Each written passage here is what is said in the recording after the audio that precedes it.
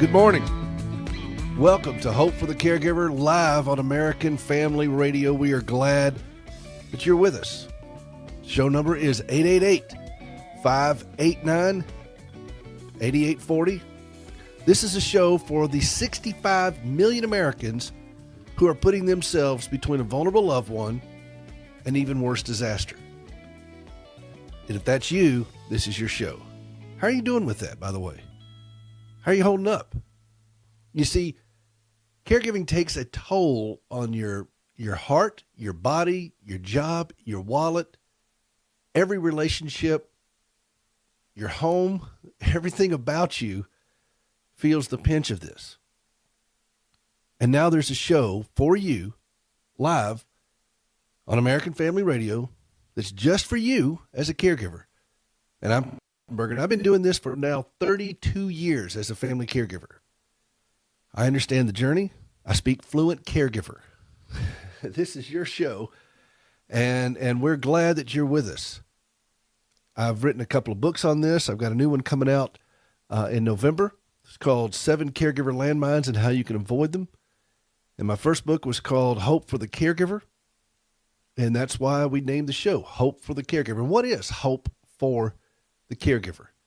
Hope for the Caregiver is the unswerving conviction that we as caregivers can live a calmer, healthier, and dare I say it, an even more joyful life, even while dealing with very, very harsh realities. And we can do this. It's not easy. It's a lot of work. But, we're caregivers. What about our life is not work? And that's the whole point of this thing, is that let's work smarter. Let's incorporate some tools in there that will help us do these things better and make us healthier for the journey. Now, why is that important? Well, I'll tell you why that's important. Healthy caregivers make better caregivers. Just that simple. If your own health is squirrely, how are you going to help somebody whose health is impaired, either by mental health, alcoholism, substance abuse, physical disability, aging, special needs child, whatever the scenario is? How are you going to be of help to them if you're not in good shape, emotionally, physically, fiscally, spiritually? Go down the list. And that's why we do the show. That's why American Family is putting this show out there for you live on Saturday mornings, 888-589-8840. Now, the way you know it's live is we just had a bunch of Supreme Court hearing stuff going on this week, and it got a little gnarly. See, that's current events. I'm just letting you know the show is live. So you're waking up and you're driving around and you're saying, really, a show that's live on Saturday mornings for caregivers? It can't be live. It must be pre-recorded. No, it must not be.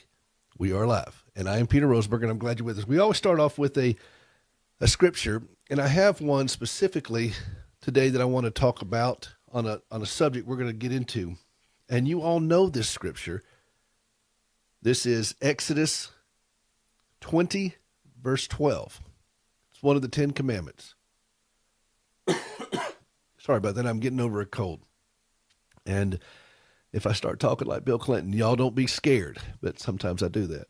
Honor your father and mother, that your days may be long upon the land which the Lord your God has given you. All right? We've all heard this scripture. Honor your mother and father. And what happens, I have found with a lot of caregivers, is they are taught by guilt when it comes to taking care of a mother or father who has Alzheimer's, some type of debilitating disease, where they become unmanageable, where they become unreasonable, where it's a combative situation, sometimes abusive situation, sometimes a very dangerous situation. And yet, I see person after person after person who just is tormented with guilt over how they're handling and how they're honoring their mother and their father. And so I'm just going to lay this out here. Are you in that kind of position right now? Are you struggling? And it may not be your parents. It may be another family member or so forth. But I think the principle still applies about honoring one another and caring for one another But what happens is the disease or the impairment takes over. And I had a friend over at the house yesterday, and we have a mutual friend, and this woman is taking care of her husband with Alzheimer's, and he's becoming incredibly difficult to deal with. He's very abusive to her. He is angry. He's short-tempered. He gets unhappy about everything else, and now her mother has come into the picture, and she's elderly, and she's not happy about things. And I wrote a note to this friend of ours, sent her a copy of my book, and I said, you're not required to make them happy. Honoring your husband, honoring your mother does not necessarily mean honoring Alzheimer's. Okay? It's just not, that's not the way it works. It's a disease. It's an impairment. You do not have to honor the disease. I think it's really important for you to listen to that. Because I think that we get trapped in this thing. We somehow think that our loved one, because they're suffering with something, it's our job to honor their impairment, to make them happy in their impairment. But it's not. I've seen all through Scripture. I've never seen that. I think we honor who they are by caring for what this impairment has done to them. And we don't treat them unkindly. But that does not mean that we are responsible for them to be happy. When they are impaired, particularly with a disease like Alzheimer's or other issues that debilitate the entire ability to think, I'm not responsible to make someone happy in that situation, and neither are you. Are you struggling with that? Are you living with this kind of torment in you as you're trying to struggle with that with a family member? 888-589, write this down, 888-589-8840. And this is your show to talk about that, because we can. And I think we easily forget those things. And so we need somebody to help us remember what the goal is. If you have somebody who is an alcoholic in your life, alcoholism, a disease, and you become addicted to this, you become an alcoholic, a person becomes an alcoholic, it's a disease. And in that disease, there are people around that person who loves them. But if they are actively participating in that disease, they're not in any kind of recovery program and they're actively drinking, are you required to make them happy in their dysfunction, in their disease, in their addiction? If you've got somebody who's mentally ill in your life, are you required to make them happy? I don't think so. You're required to treat them with honor, with care, with concern. But you're not required to make them happy. And I think this is what happens with us as caregivers. We get so disoriented in this, what I call the fog of caregivers: fear, obligation, and guilt. And that fear, that's what are we going to do about this? That obligation, well, this is my mother, or this is my brother, or this is my father. I've got it, my husband or my wife, and I've got to take care of them. I got to do this. I got to do this. I got to do this. That's how you know you're in obligation, when you use words like I got to, I have to, I need to, I should, I must, I ought to. That's that obligation. And then the guilt that we get into this thing that just tears us apart. And I'm not talking about guilt over sin. I'm talking about guilt over, I feel guilty if I just want them to be quiet for a minute so I can sit down and have a nice meal. You follow me that? You tracking with me on that one? That's what we're going to talk about today. That's what we're going to spend a lot of time with, because this is where a lot of caregivers are really struggling. If you're one of those, then here's the number: 888-589-8840. One more time, 888-589-8840. This is Peter Rosenberger. This is Hope for the Caregiver. This is the nation's #1 show for the family caregiver. On American Family Radio, we are so glad you're with us. We'll be right back.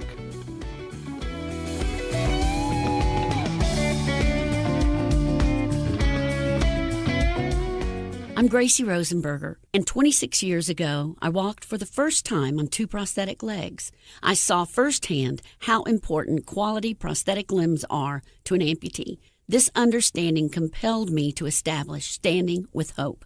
For more than a dozen years, We've been working with the government of Ghana in West Africa, equipping and training local workers to build and maintain quality prosthetic limbs for their own people.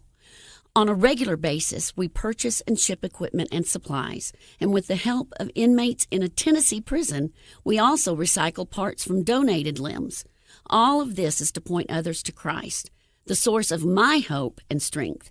Please visit standingwithhope.com to learn more and participate in lifting others up. That's standingwithhope.com. I'm Gracie, and I'm standing with hope. This is what we were created for. To saddle up your horses, we got a trail to blaze. Through the wild beyond God's amazing grace. Welcome back to Hope for the Caregiver. This is the nation's #1 show for the family caregiver. I am Peter Rosenberger, bringing you 3 decades of experience to help you stay strong and healthy as you take care of someone who is not, and we are glad you're with us. The phone lines are open, and evidently I hit a nerve with this topic because the phone lines started getting very full. And if you want to be on the show, here's the way you do it. 888-589-8840. 589-8840. All right? 888-589-8840. And we're talking about relationships and people who are trapped in this very difficult place of thinking, I've got to make somebody happy who has an impairment, whether it's Alzheimer's, whether it's substance abuse, whether it's drugs, whether it's prescription drugs under a doctor's care, or whether they're taken illicitly, whether they have autism. That doesn't matter. If you are in that bondage of thinking you've got to make somebody else happy, you know that song, Make Someone Happy.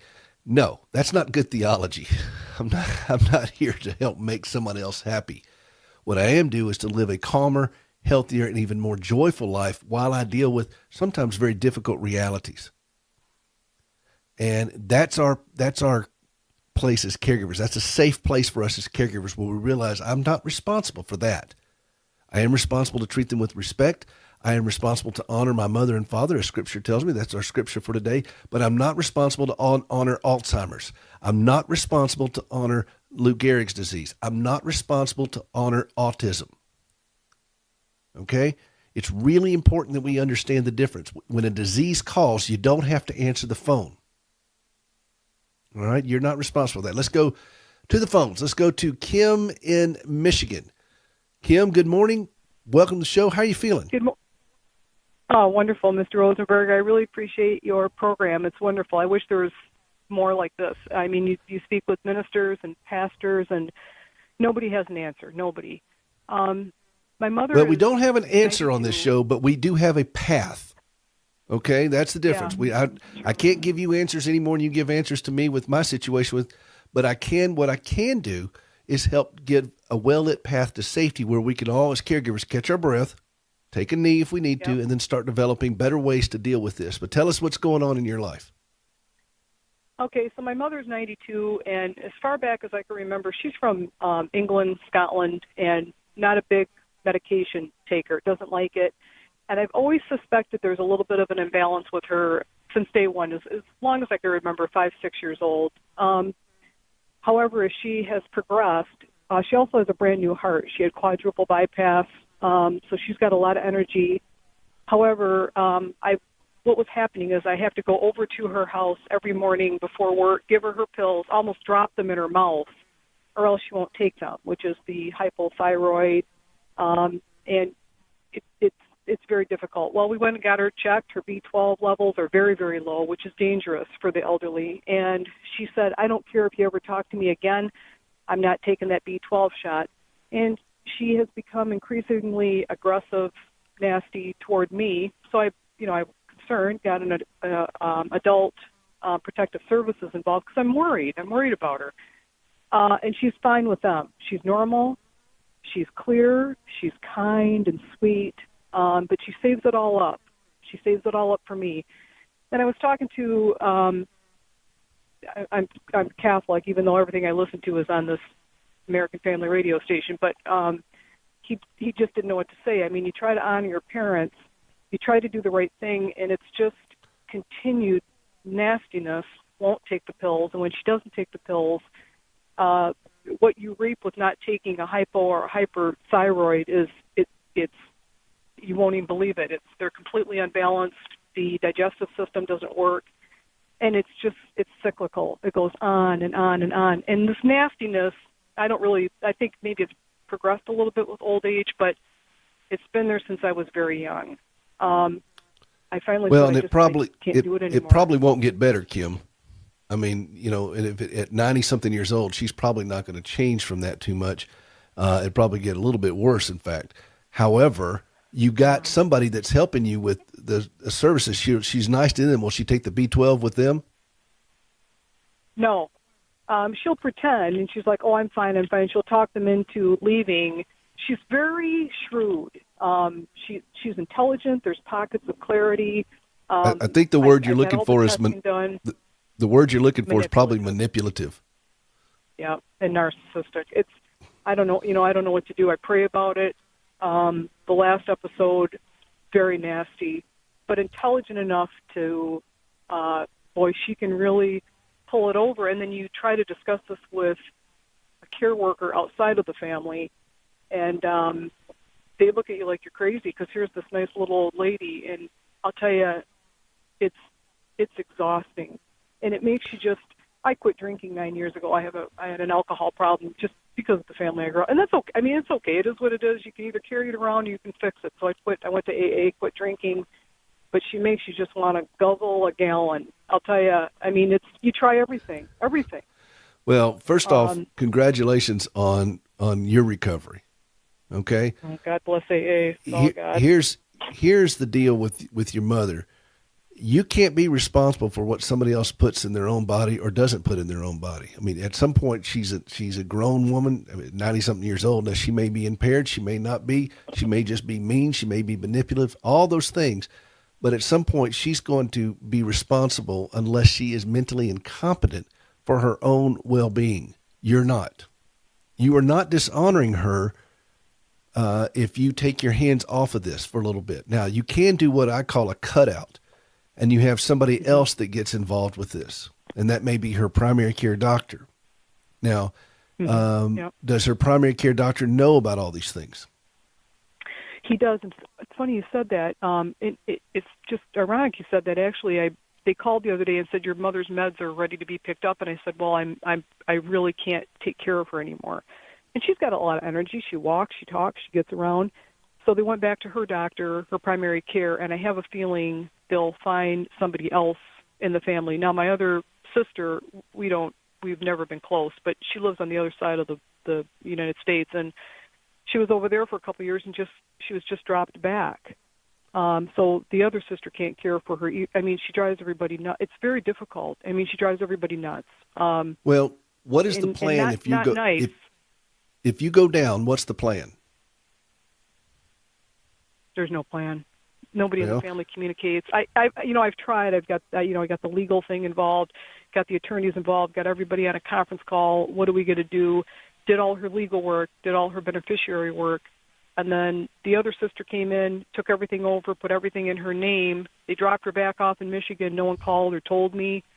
Boy, I'll tell you, Mr. Rosenstein, it's in the fine line with me is, you want to do the God thing. You don't want to disappoint our dear Lord, and let's change our view of God a little bit. That you're not somehow able to struggle with this kind of thing, and all of a sudden God's up there with a big grading pad trying to say, "Okay, Kim, you really messed this one up. We're going to have to slap you around a little bit." That's not the way God works. Okay, He understands the pain of this. He took care of His own mother from the cross. Okay, let's put all this in perspective. And first off, it's Peter. You don't have to call me Mr. anything.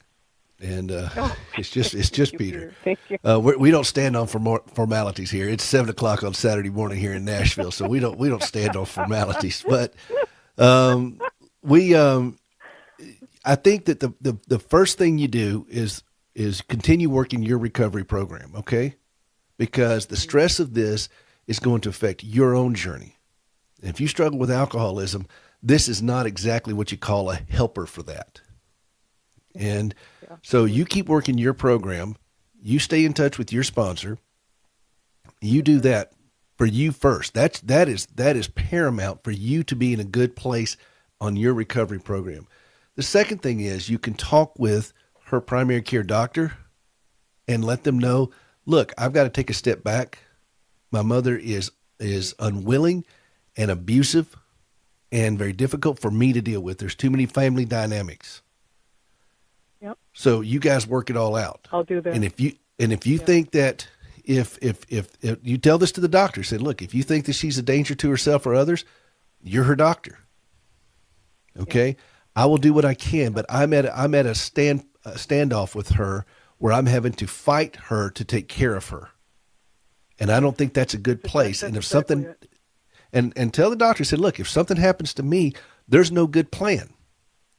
So, and the doctor may be able to refer you to some type of social worker who can help arbitrate this and move you guys down a different path. And I would probably recommend that.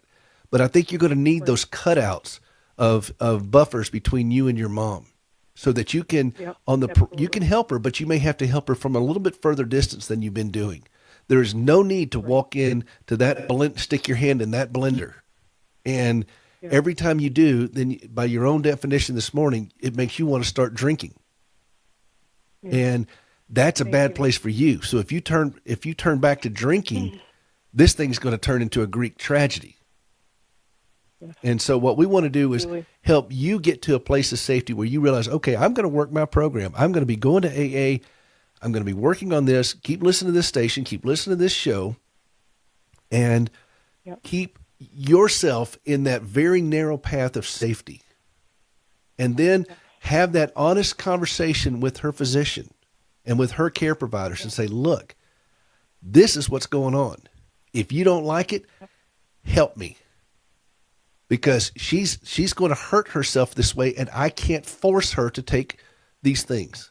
And you're going to end up having to admit her into a hospital because her body's going to shut down. I can guarantee you if that doctor is dealing with a 92-year-old patient, it's not the first 92-year-old patient that doctor's dealt with. Yeah.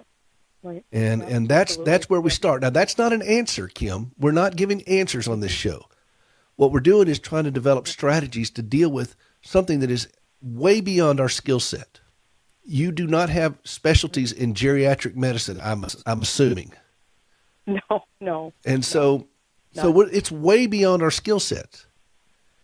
Yeah. But if it takes you down into a path where your addiction starts cranking back up, that's a bad place for you.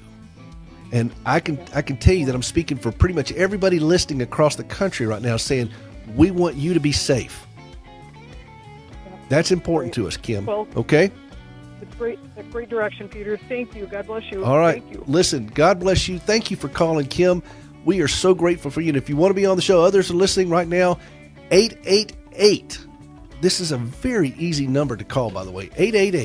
888-589-8840 on American Family Radio.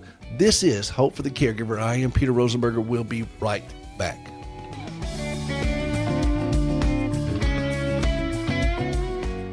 Hey, this is Peter Rosenberger. Have you ever helped somebody walk for the first time? I've had that privilege many times through our organization, Standing with Hope. When my wife, Gracie, gave up both of her legs following this horrible wreck that she had as a teenager, and she tried to save them for years, and it just wouldn't work out, and finally she relinquished them and thought, wow, this is it. I mean, I don't have any legs anymore. What can God do with that? And then she had this vision for using prosthetic limbs as a means of sharing the gospel, to put legs on her fellow amputees, and that's what we've been doing now since 2005 with Standing with Hope. We work in the West African country of Ghana, and you can be a part of that through supplies, through supporting team members, through supporting the work that we're doing over there. You could designate a limb. There's all kinds of ways that you could be a part of giving the gift that keeps on walking at standingwithhope.com. Would you take a moment to go out to standingwithhope.com and see how you can give? They go walking and leaping and praising God. You can be a part of that at standingwithhope.com. No matter the bumps, no matter the bruises, no matter the scar, still the truth is the cross has made, the cross has made you flawless, has made you flawless. And no matter the Welcome back to Hope for the Caregiver on American Family Radio. This is Peter Rosenberger bringing you 3 decades of experience to help you stay strong and healthy as you take care of someone who is not. And we're so grateful that you're with us. 888-589-8840 is the number of the show. Hey, listen, by the way, if you can't get through, and we do have the phone lines lit, I'm going to try to get through all the calls as best as I can. But also I have the caregiverpodcast.com. I mean, the caregiverpodcast.com. How hard is that? Where it's a free podcast. We put the show out there. And then my book, Hope for the Caregiver. It's available wherever books are sold, Amazon, Barnes & Noble, everywhere books are sold, Hope for the Caregiver. And that's a book for you. And it's so easy to read. I made it easy. It's so easy to read. You can read it in the bathroom. I know because that's where I wrote it. I'm just kidding. No, actually, well, okay, let's just move on from that. So I want to, let's see, let's go to Jim. I'm just going to go at the top of the list here. Because I don't know the order everybody came in, but I'm going to go with Florence and Louisiana. Florence, are you with us? And good morning. Good morning, Florence. Yes, I am. How you feeling? Yes. I'm feeling pretty good. I feel good.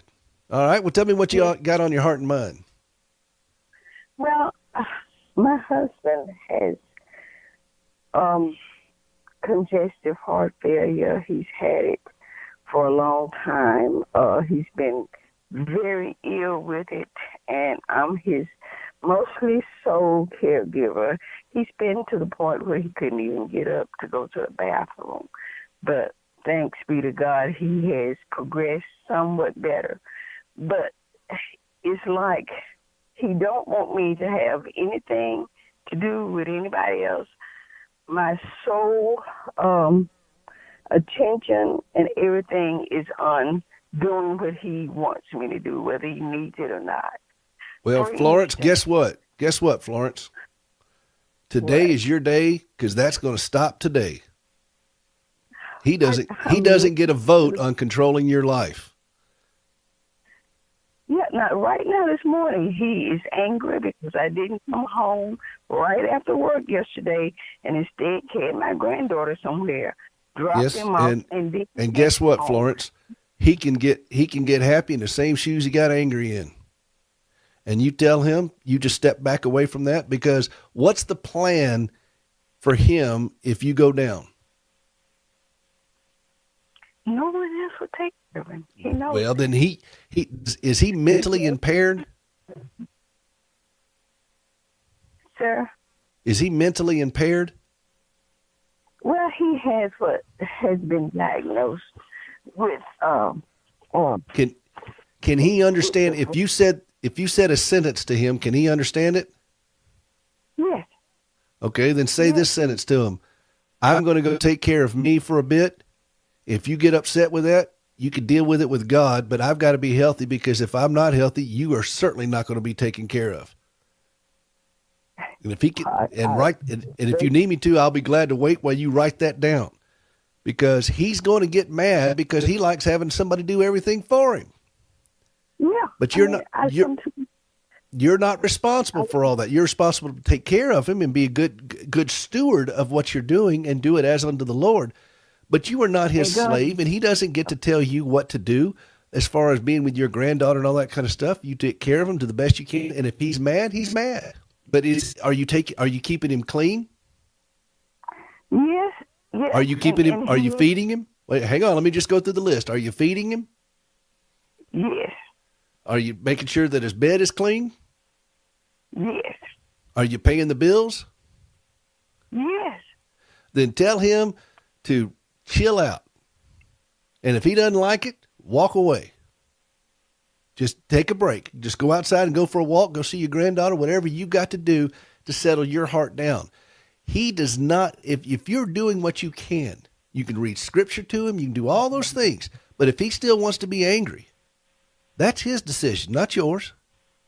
You don't have to put up with that. And if he gets abusive with it, you take a step back and you bring somebody else in to help you with that. A pastor. You got to trust. You got a pastor that you go to? Yes, we have a pastor. You call your pastor and say, look, and tell him what you told me this morning. Tell the pastor what I told you. And if the pastor won't help you, get a different church. Because And then also, see, here's the deal, Florence. You are very fragile at this point. And you are one flu, sprained ankle. You know, your own heart is going to break on this thing too. And that Yes, all you are one step away from this thing turning into a very, very bad place.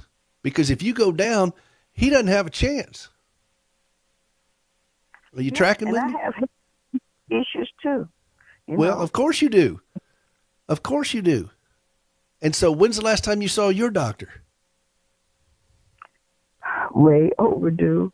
In fact, All right. I have. All right. Here's where we're going to start today. This is where we're going to start, Florence. We're not going. You didn't get here overnight. You're not going to get out of this overnight. But here's where we're going to start today.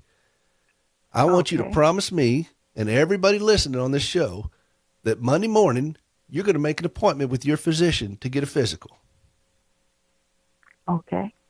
and get a checkup. When's the last time you had a physical? It's been about a year, but I was. All right. Well, it's about that time then.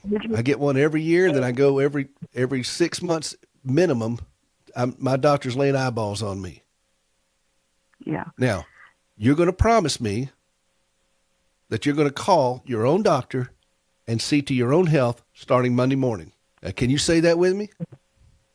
Yes, sir. I promise I'm going to call to see about my own health. I was supposed to have had some surgery. My husband was sick in the hospital. I had to have it canceled, and I have not rescheduled it, but I'm going to check on that. That's I am good. Monday morning. And then we're going to call. You're going to talk to your pastor, and if your pastor can't help you, we'll deal with that. You call back next week. We'll have a different plan for that. However, when you're seeing your doctor, tell your doctor the stress that you're under, and that you need some professional help. Maybe an aging specialist that's a social worker or a counselor, a licensed mental health counselor, support group, something that can help you because you are really struggling. And if your doctor just looks at you like he or she is clueless, then we need to get another doctor for you. Because doctors that don't understand the stress on caregivers are not the kind of doctors that caregivers need to be seeing. Okay? Okay. Now this is not going to fix the problem. That's not what we're here. What we're trying to do is kind of detach you from it so that you can be a little bit healthier and calmer in this thing, okay? Okay. You know, you're not required to be miserable as a caregiver. I promise you, you're not. And I'm going to promise you something else, Florence. God sees what you're doing. I know. He does, huh? He does, honey. He really does. And he's not up there just looking at you with a critical eye. You are a delight to your Savior. And you're doing the best that you can with an impossible situation. Yeah. So what we're going to do is we're going to pull together as a group of caregivers listening across this American Family Radio, across this whole network. And we're going to just join with you, and we're going to try to help you get to a place of safety. We're going to pray with you. We're going to encourage you. We're going to point you towards safety. Okay? Okay. Now there's more information. I have all kinds of stuff that you can listen to and watch and read on my website at standingwithhope.com. My book's out there. The podcast is out there. It's free. I got blog posts out there. I got music out there. All the things that you need to help you along that journey at standingwithhope.com. But you're going to call your doctor on Monday, and we're going to rejoice with you. And I want you to call back and let us know how it went, okay? I will. All right, Florence. I appreciate you calling. I'm going to jump to another call. Is that all right? That's fine, and I appreciate you much. All right. Let's you go have to a fabulous Donna in day. Virginia. Donna in Virginia. Donna, good morning. How are you feeling? Donna? Good morning. Good morning. How are you feeling, How Donna? are you? Oh, for a man of Good. my age and limited abilities, I'm all right. I think you said that this last time I talked to you. Well, nothing much has changed for me. Oh, well, bless you. Anyway, we're blessed by the best. Well, we do the best we can with what we got there, neighbors. All right. Tell me what's on your heart and mind. We got a whole bunch of calls I'm going to try to get through here. What you got Okay. going? The lady that called before the last, She was concerned about her grandmother, I believe, not wanting to take drugs. Her mother. Her mother, okay. Right. That generation, typically, like mine, are accustomed to not so many drugs. They're out there in multiples. You see them advertised on the TV, and they give you all the side effects, which are many.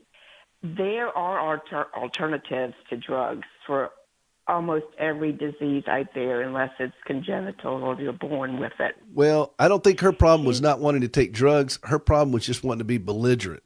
But I do appreciate you making us aware that there are alternatives out there. But her part, what I'm focused on now is letting this lady get a cutout because the relationship dynamic is so bad that it's causing some different problems. The drugs were really not the issue with her. The issue was the relationship dynamics, and that means she's got to step back away from that. But Donna, those are important things to remember, that there are alternatives, and I thank you so much for bringing that to our attention.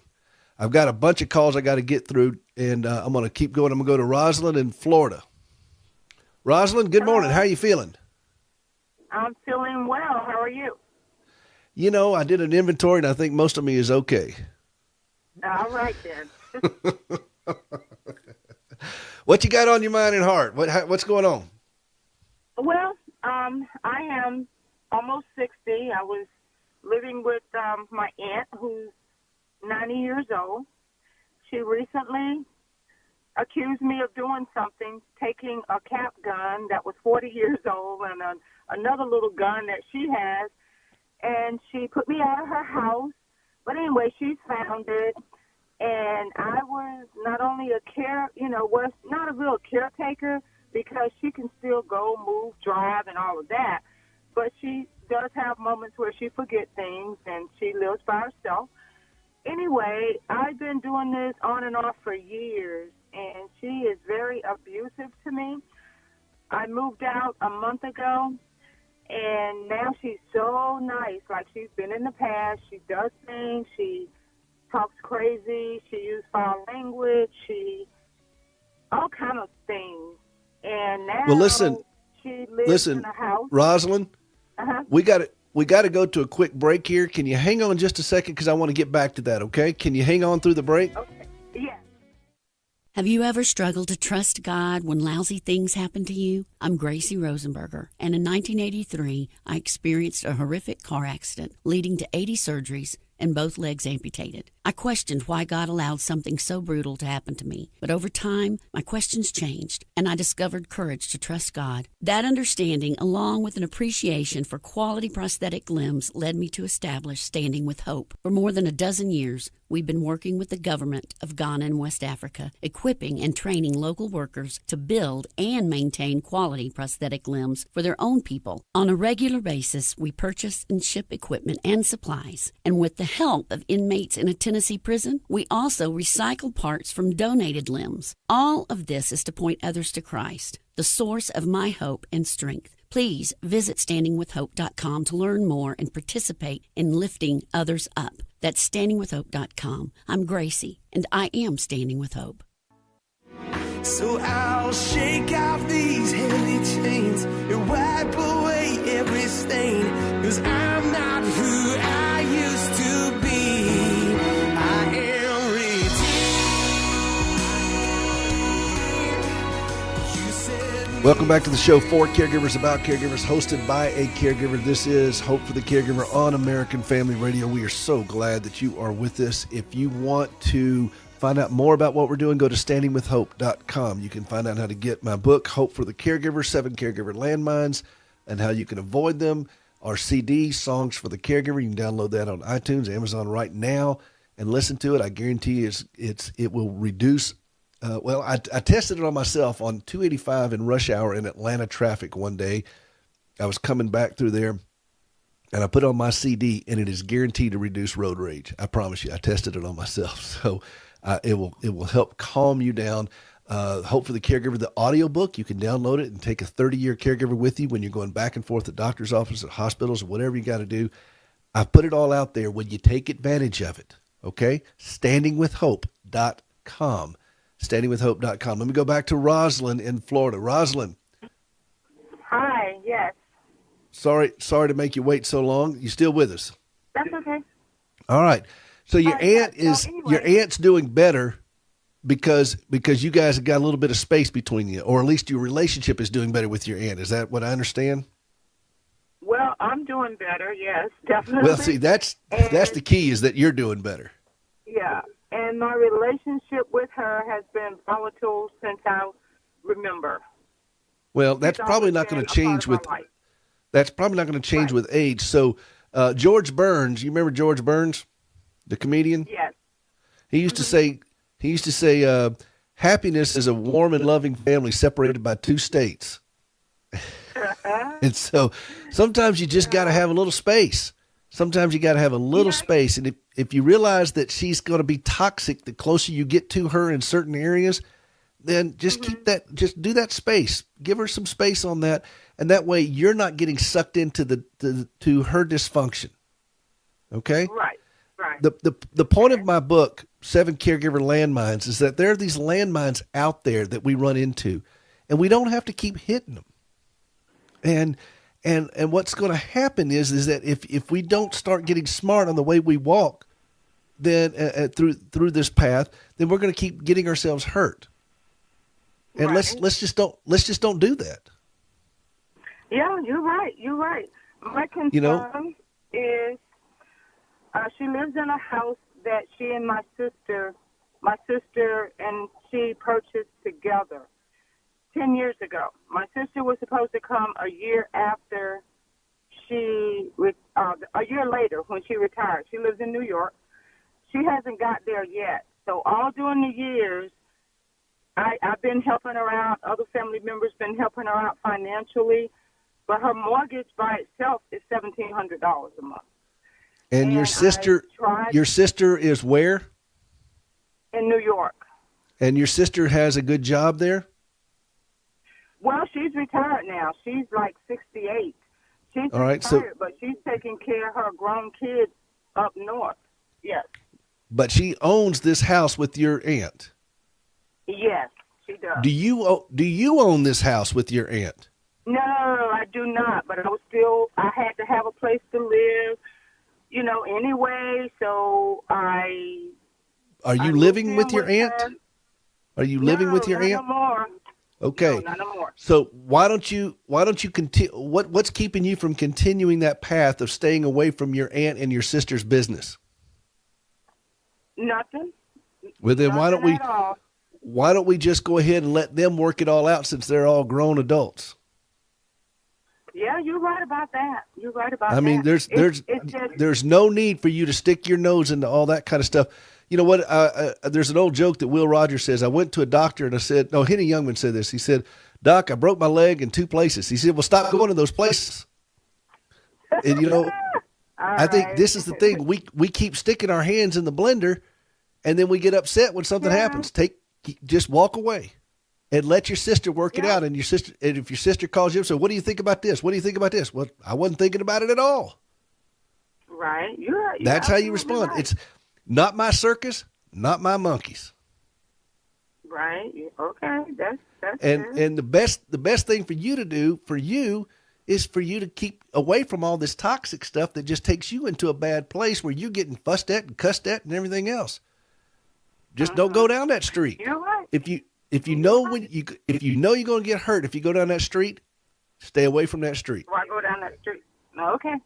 All right. Listen, Rosalind, thank you so much for calling. Let's go to Charlene in Louisiana. Charlene, good morning. Welcome to the show. How are you feeling?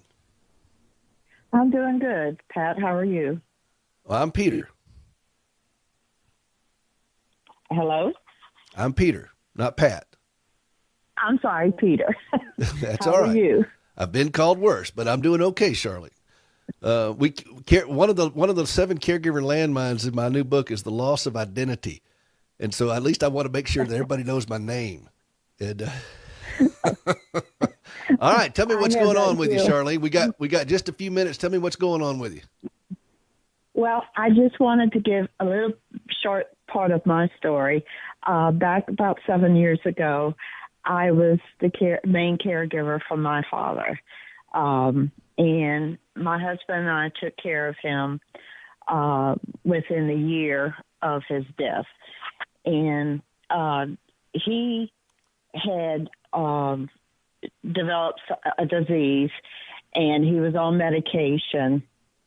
And the disease that he had caused him mental incapacity because of certain things that would happen. And I was in a position, even though when he was in a part of a sane mind, I was in a position that he knew that I was there for him. He loved me. I was taking care of him. But when he was in the part where his mind wasn't there, he was like that. He was belligerent to me. He would, cuss me out. And my husband and I are both ministers, and we knew it was our obligation to take care of my father. But to make a long story let's take a short, moment in the interest of time.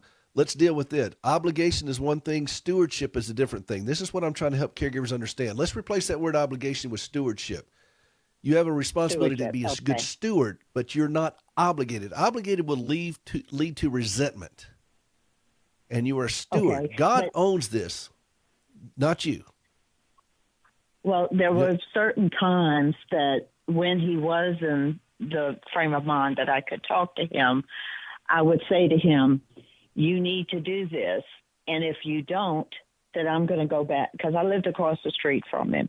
And I said, I'll go back home until you want to behave yourself and do what the doctors are telling you need to do. Well, all in all, I'm saying all this because when you're a caregiver, it takes a lot of prayer. You need to pray about everything. And there would be times I would just come home and I would cry and I would pray to God about it. And then it would refresh me to go back in order to minister to my father. And we did not get hospice for him until 2 weeks before he passed away, and he went into a coma. And I had a sister and a brother, but they did not help either. But that was okay. But when my father did pass away, it's not really okay. I knew that I had done everything in my power to help him, and this comforted me in the time of his passing away. Well, I'm glad to hear that, Charlene, and it's not okay that siblings don't help, and we need to deal with that however we need to deal with it, and we'll have to walk through some forgiveness on some of that. My goal is for fellow caregivers to live their life filled with resentment towards themselves, their loved ones, their family members for not helping the way that they probably ought to have, or even at God. And sounds like you're on a good path towards that. I'd like to see more people replace that word obligation with stewardship. Stewardship is a much better word for us as caregivers, and it helps us understand who really owns this problem, which is God. God owns this. I don't have the power to make my wife's legs grow back. I don't have the power to fix what that car wreck did to her 35 years ago. But I do have the power to treat her with respect and kindness and to take care of the one person standing between her and even worse disaster, which is me.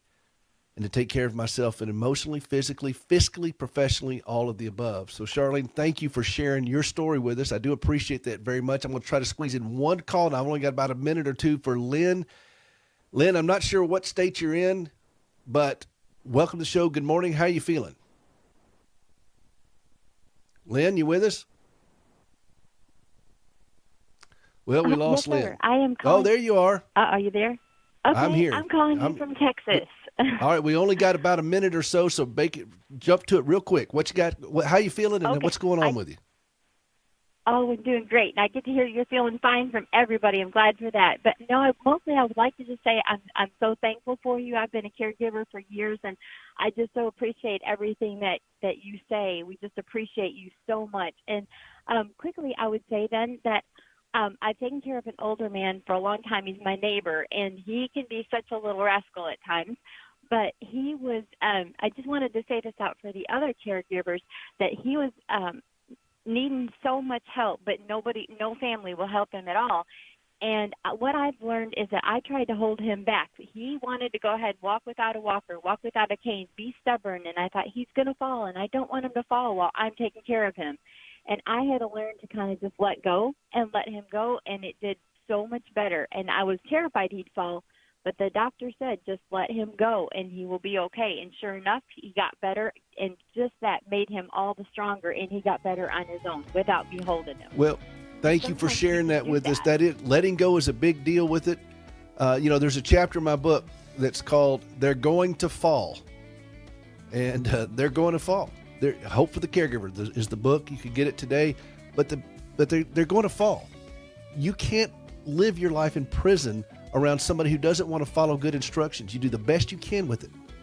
But that's the whole point of us as caregivers. We're doing the best we can. The results are up to God. This is Hope for the Caregiver on American Family Radio. Thank you for joining us. Go to standingwithhope.com for more information. We'll see you next week.